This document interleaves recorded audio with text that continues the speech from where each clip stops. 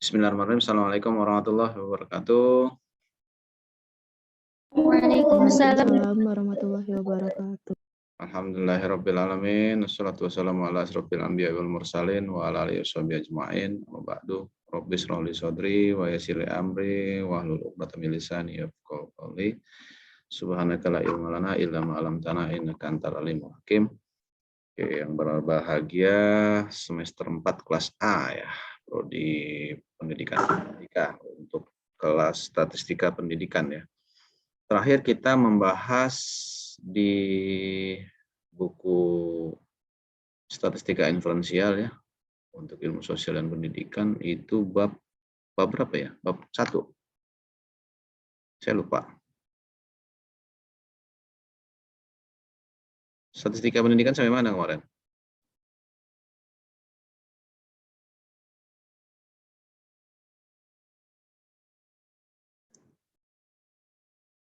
Ya.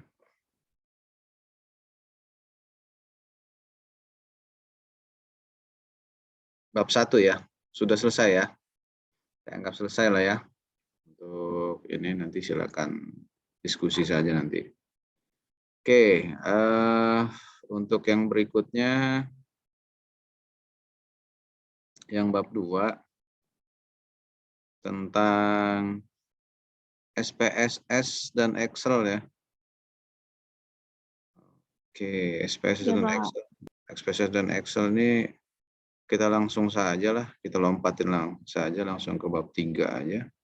Saya langsung jelaskan penggunaannya, beberapa hal dan yang penting gitu ya untuk SPSS maupun Excel. Oke.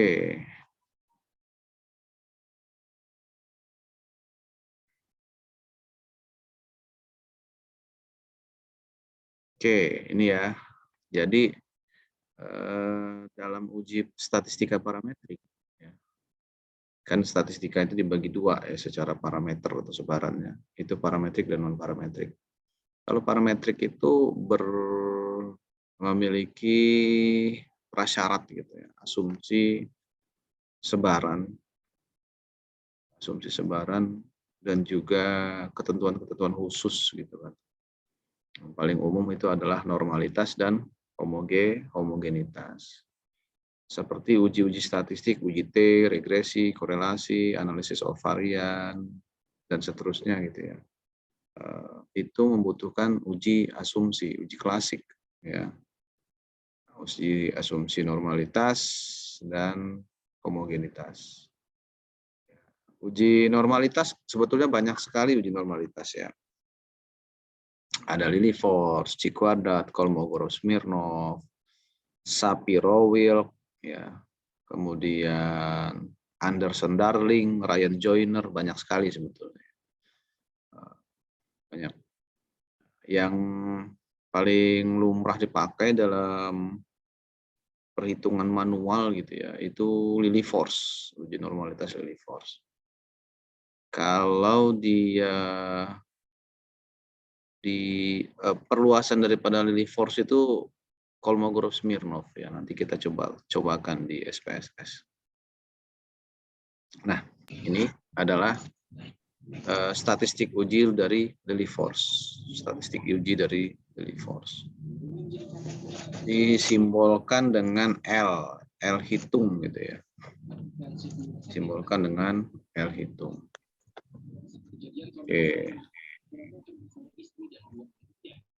Bentar. Sepertinya.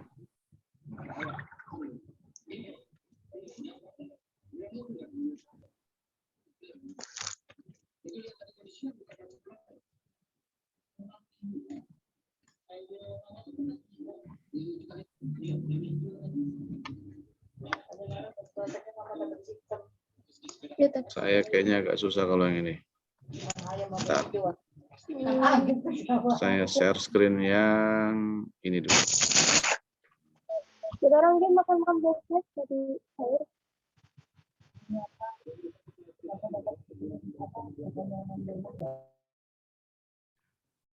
Kalau nggak di mute, berisik. Oke. Mana tadi ya? Saya buka. Ini dia. Normalitas dan homogenitas.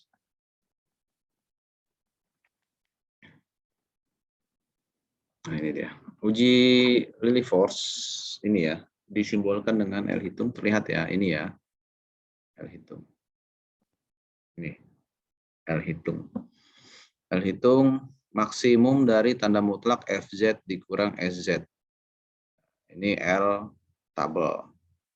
L tabelnya, jadi ini L hitung nanti dibandingkan dengan L tabel. Nanti ada bentuk tabel gitu ya. Ini L tabel.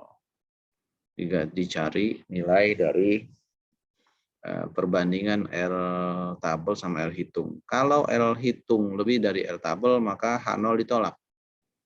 Ya. Yang ingin kita dapatkan kalau untuk uji statistik parametrik adalah H0.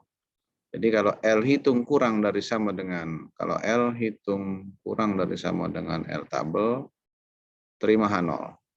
Ya. Terima H0. Kalau L hitung lebih dari L tabel, tolak H0. Ya. Langkah-langkah uji Lillie force itu pertama adalah mengurutkan data, kemudian menentukan frekuensi masing-masing data, menentukan nilai Z, di mana ZI, XI min X bar per S, X bar sigma XI per N, S simpangan bakunya adalah akar dari ini. Kalau di Excel mudah ini tinggal sama dengan gitu ya, average, ya, gitu kan, di blok aja datanya. S itu tinggal sama dengan STDEV, ya, di blok aja datanya, dapat simpangan baku itu standar deviasi. Tentukan nilai FZ dengan menggunakan tabel Z. Nah, FZ juga nanti bisa di Excel, nanti kita coba. Saya lupa apakah pakai norm int atau norm dis gitu ya. Kita coba aja nanti. Tentukan nilai SZ, F kumulatif dibagi N. Tentukan nilai L, FZ dikurang SZ tanda mutlakin. Setelah dapat nilai berbagai nilai, cari maksimumnya. Dapat maksimumnya itulah L hitung. Setelah itu lihat L tabel, ya, L tabel cari aja di Google juga ada gitu kan. Di buku saya juga ada di lampiran paling belakang. Bandingkan L hitung dengan L tabel. Kita ingin menerima H0. Ya, kalau dia kurang dari sama dengan H0 diterima, berarti asumsi data memiliki sebaran normal. Oke. Yang berikutnya adalah uji homogenitas. Ada uji kesamaan dua varian, ada uji Bartlett, Levin, gitu kan, banyak sebetulnya ya. Nah, tapi ini yang saya tampilkan adalah uji Bartlett. Chi kuadrat hitung, ini Chi ya, Chi kuadrat, ya. Bukan X ini ya, banyak yang salah ini nulisnya X. Ini Chi kuadrat hitung, Chi ya, bukan Aci, Chi square ya. Chi kuadrat hitung ln 10 B dikurang sigma dk log S kuadrat. Ya, Chi kuadrat tabel itu kita lihat Chi kuadrat dengan alfa. Alfa biasa kita pakai. Alfa itu adalah taraf signifikansi ya. Ya, alfa itu 0,05. Apa itu taraf signifikansi? Alfa itu disebut sebagai taraf signifikansi ya. Taraf signifikansi alfa. Ya. Alfa itu adalah sebetulnya tipe error ya. Error tipe 1. Error tipe 1. Error tipe 1, kesalahan yang diketahui gitu ya, yang dilumrahkan gitu kan. Kesalahan di mana menolak hipotesis, menolak H0 padahal H0 benar. Tolong di-mute dulu ya, yang lain ya. Menolak H0 padahal H0 benar. Error tipe 1. Alfa ya. Error tipe 2 ada, beta. Ya, ini alfa. Error tipe 2 itu beta. Ini tipe 2. Tipe 2 kebalikannya aja, menerima H0 padahal H0 salah. Ya. Jadi harus tahu dulu bahwa oh alfa itu sebetulnya kesalahan yang diasumsikan atau kesalahan yang bisa ditolerir gitu, dalam penelitian. Biasanya dalam ilmu sosial, ilmu pendidikan itu 5%. Tapi kalau untuk ilmu-ilmu medis, ilmu kesehatan nggak bisa dikasih taraf signifikansinya 5%. 1% atau 1/1000 malah. Ya, karena menyangkut keselamatan penelitiannya, misalnya tentang obat dan sebagainya. Ya, kesalahannya harus lebih kecil lagi. Itu taraf signifikansi. Alfa ya. Ya alfa. Alfa K-1. K-1 itu derajat bebas atau DK di sini. Oke, kita bandingkan. Nah, kalau alfa lawannya dari alfa itu adalah kepercayaan, derajat kepercayaan. Kepercayaan itu adalah 1 min alfa, berarti 95% atau 0,95%. Ini yang disebut sebagai keyakinan gitu ya. Derajat kepercayaan kita. Kita meyakini bahwa penelitian itu 95% benar gitu ya. Jadi sekali lagi dalam ilmu statistika gitu tidak ada nilai yang benar secara absolut ya. Anda harus pahami bahwa itulah yang berbedanya antara matematika dan statistika. Sehingga ada yang menganggap statistika itu berdiri sendiri sebagai ilmu, ada yang menganggap bagian dari matematika. Dan silakan saja yang menganggap itu sah-sah saja ya. Karena secara keilmuannya statistika itu sifatnya probabilistik, sifatnya tidak mutlak, sifatnya tidak deterministik ya, tidak pasti gitu. Karena dia selalu berbicara tentang peluang dan selalu berbicara tentang kesalahan. Dan ada kesalahan yang ditolerir itu disebut sebagai alfa. Kapan Pak gunakan beta? Jarang beta digunakan kalau dalam software-software gitu ya. Tapi untuk di dalam ilmu-ilmu statistik yang advance itu biasa dipakai alfa dan beta. Tapi dalam penelitian-penelitian kalau kita ingin menggunakan statistika sebagai alat, maka alfa biasanya yang dipakai ya. Itu alfa. Oke, tetap on cam ya, kamera on, usahakan kamera on. Ya. Nah, untuk C kuadrat tadi, C kuadrat sama tadi dengan Lillie force tadi ya, sama dengan Lillie force bahwa ujinya kalau dia kurang dari sama dengan atau sama dengan, maka terima H0. Kita ingin terima H0 kalau dalam uji asumsi ya, normalitas ataupun homogenitas. Oke. Tadi saya sudah record kan ya. Oke. Langkah-langkah dari uji Bartlett adalah ini. Tentukan varian masing-masing kelompok. Rumus varian ini tadi ya, kalau dia simpangan baku tinggal diakarin aja. Kalau rumus varian nggak pakai akar. Tentukan varian gabungan. Varian gabungannya. Tentukan nilai Bartlett. Rumusnya tadi ini, B-nya ini ya. Kemudian nilai uji C kuadrat hitung adalah ini. Dan 10 B dikurang ini tadi ya, DK log S kuadrat. Bedanya kalau ini S kuadrat gabungan B-nya. Nah, tentukan nilai C kuadrat tabel, bandingkan C kuadrat tabel dengan C kuadrat hitung. Misalkan kita punya, nah ini ya, misalkan kita punya, masukkan dengan kalian kalau kalian memegang laptop, langsung masukin aja ini ke Excel ya. Seorang peneliti membandingkan hasil belajar dua metode ceramah dan improve ya. Improve dan ceramah misalkan. Improve ceramah 90, 80, 70, 50, 60, 80, 80, 70, 80, 90 dan 80 misalkan. Minta uji metode improve yang kelas improve saja, hasil belajar untuk yang metode improve. Ya. Ini sebenarnya ada dua kelas ya. Satu metode improve, satu metode ceramah. Oke, yang ingin diujikan coba uji Lilly Force tadi ya, uji Lilly Force tadi dari nilai itu.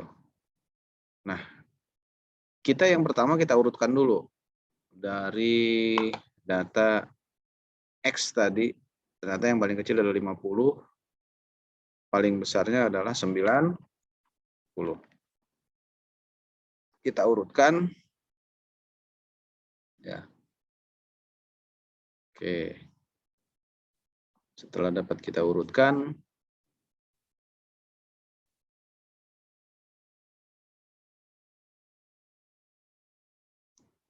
saya akan share untuk Excel ya. Ini improve, ini ceramah ya. Oke, stop share, saya share screen yang Excel. Semoga bisa ngikutin. Ya, improve, ini ceramah. Ya, cara pertama itu adalah diurutkan. Diurutkan ya. Diurutkan. Saya bisa nggak ya kalau sama dengan sort gitu ya? Oh ya, sort. Nggak bisa langsung ya? Oh, nggak kayak ini berarti. Diurutkan tuh bisa nggak sih langsung?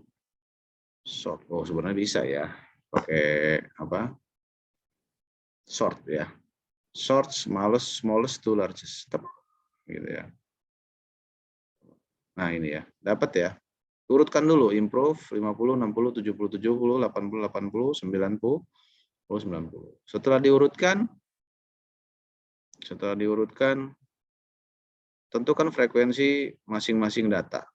Kita punya data, kalau kita lihat tinggal 50, 60, 70, 80, 90 gitu ya. Kalau kita urutkan, sebetulnya ini jadi tinggal, ini kita fokus ke improve saja. Improve, ya.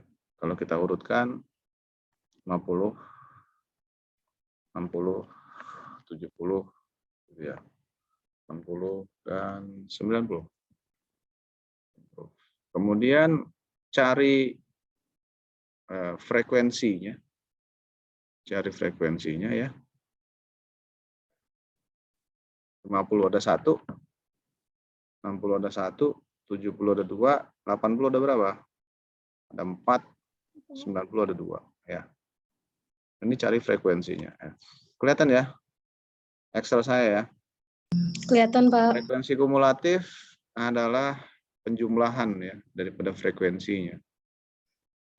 Jadi kurang dari sama dengan gitu kalau kita pakai frekuensi kumulatif. Kalau 50 itu kurang dari sama dengan 50, 60 kurang dari sama dengan 60, berarti 50-nya masuk.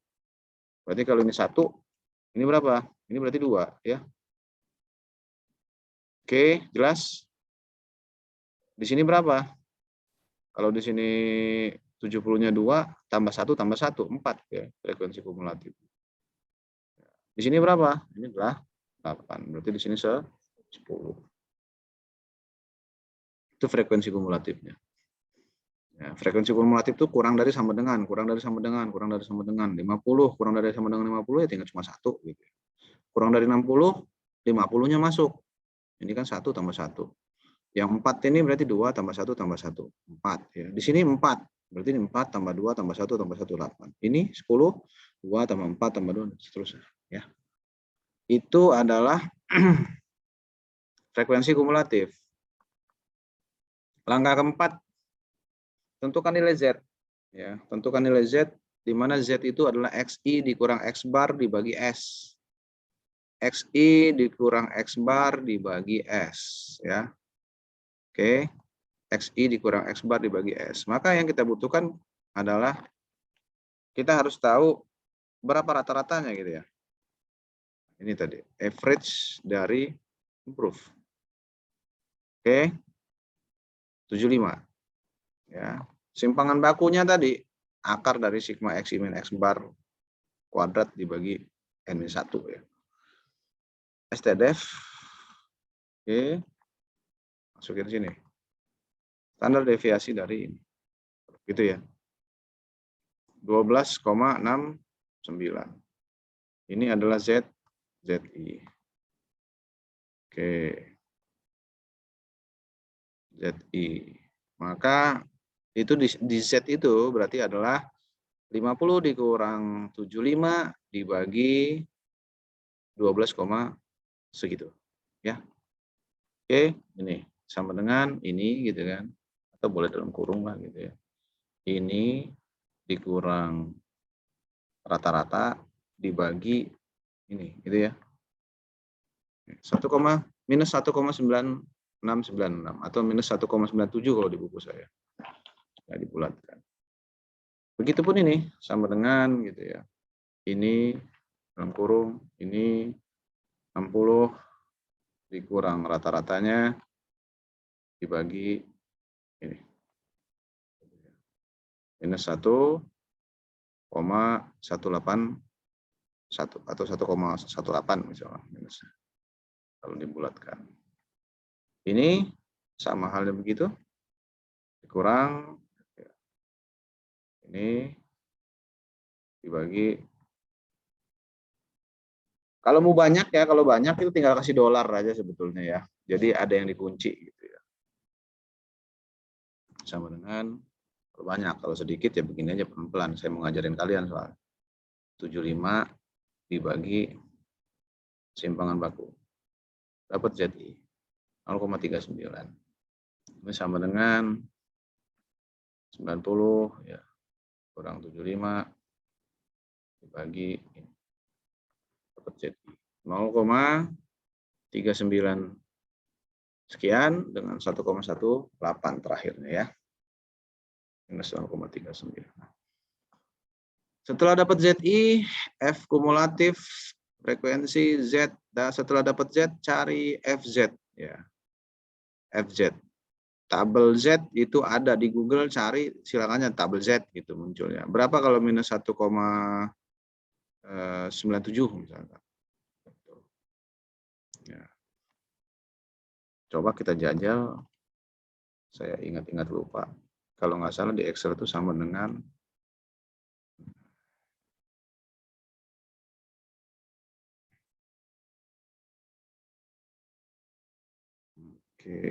bukan.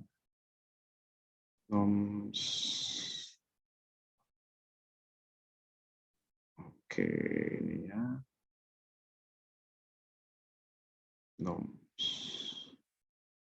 Return normal ke standar normal. Bentar.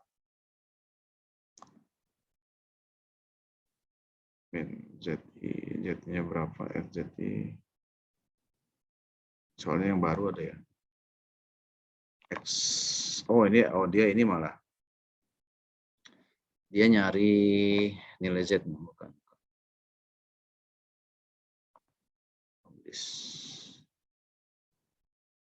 Ini. Tapi ini nyari peluang ya.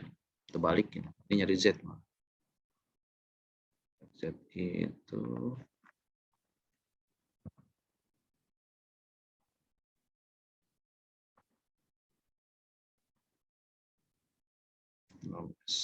probability.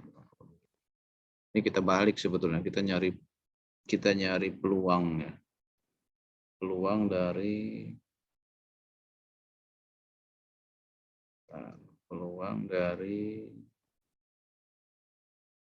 ini kan FZI. Kalau kalau di buku saya ada tabelnya, tabel FZ gitu ya.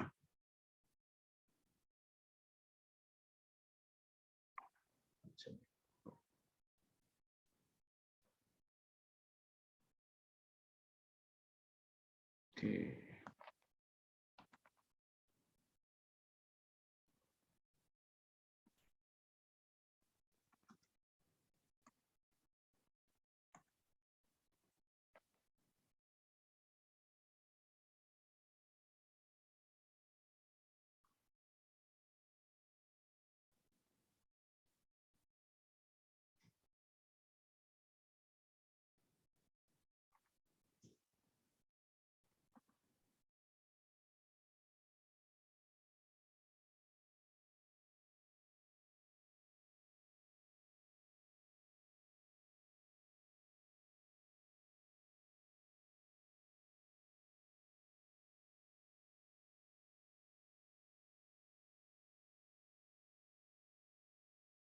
Oke. Kalau nomdis apa ya?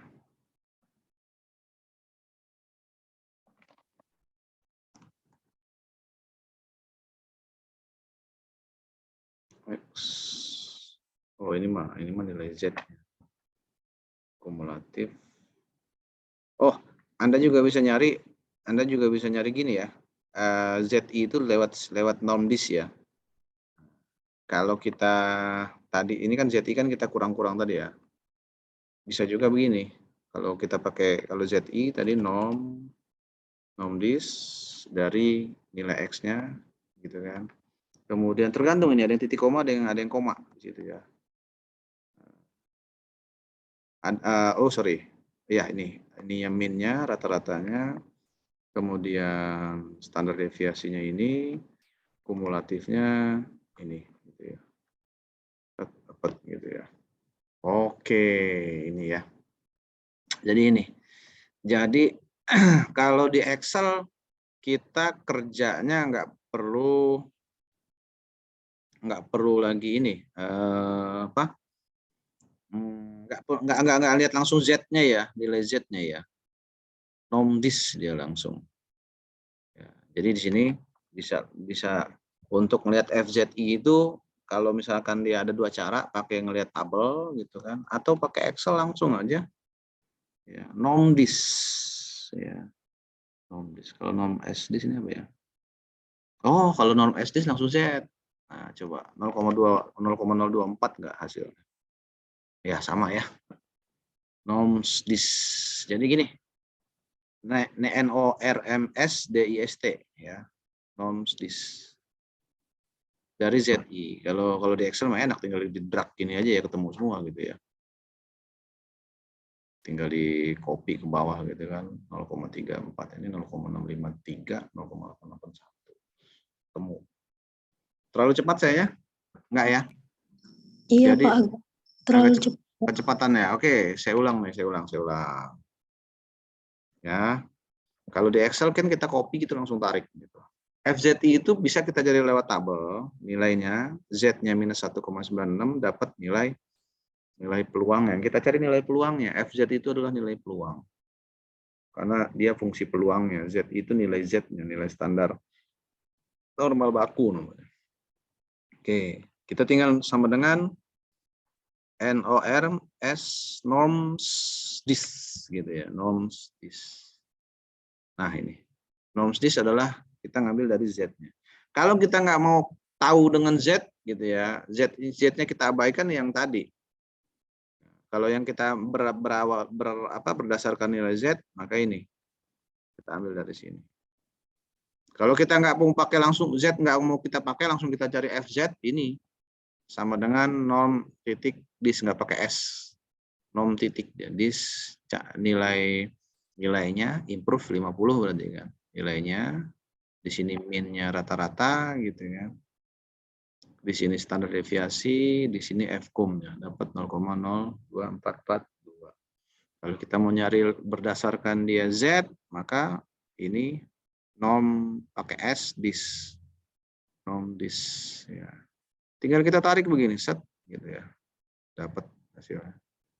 Setelah dapat FZI, ya cari SZ. Ya.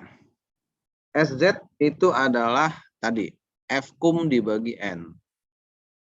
Frekuensi kumulatif dibagi N. N-nya berapa? 10. Ya, dibagi 10. Frekuensi kumulatif dibagi 10. Berarti di situ nanti 1/10, 2/10, 4/10, 8/10, sampai dengan 10/10. Jadi SZI itu frekuensi kumulatif dibagi 10. Ya, ini dibagi 10, dibagi N. Oke. Nah, Anda kalau misalkan mau dikunci kalau nggak salah ya, ini pakai dolar. Pakai dolar kalau nggak salah. Oh nggak usah pakai dolar ini karena dia angka ya.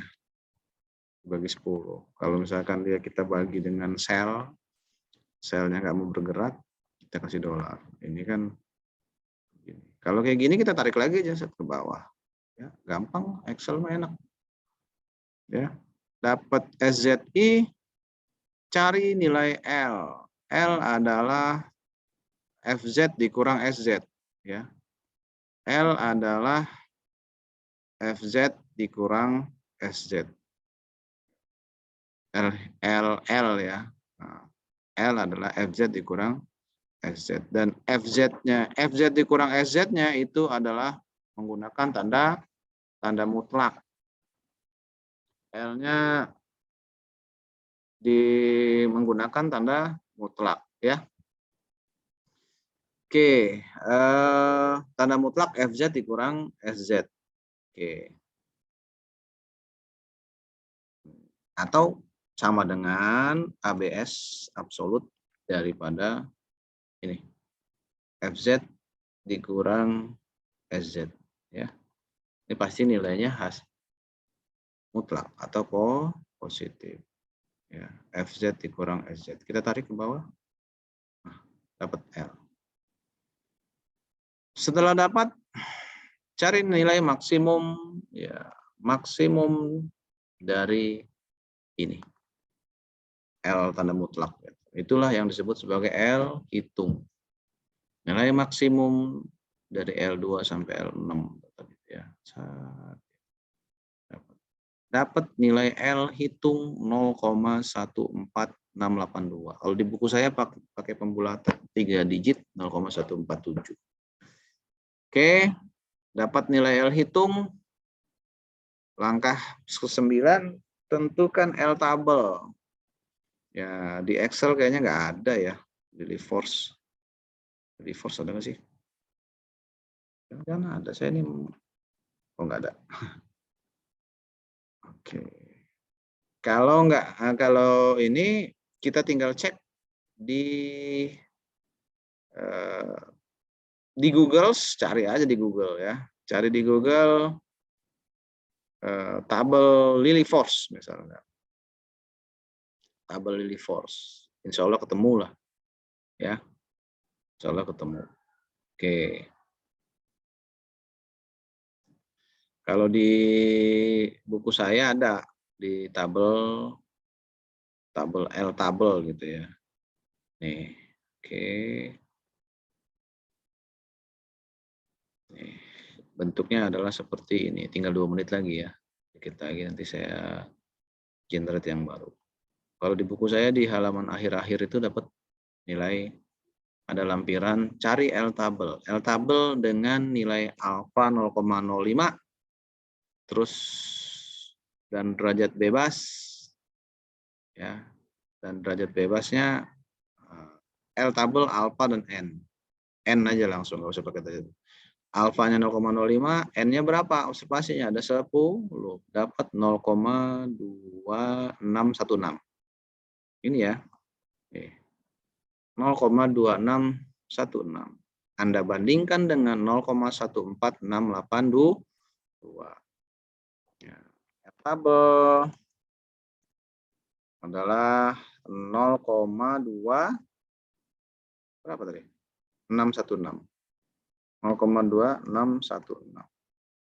Sedangkan L hitung 0,14682.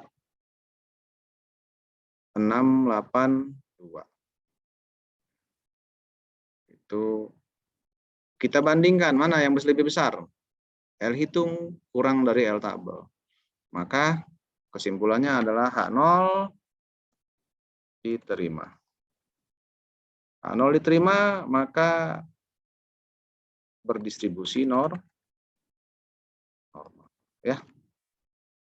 Kelas improve, hasil belajar dari kelas improve tadi berdistribusi normal.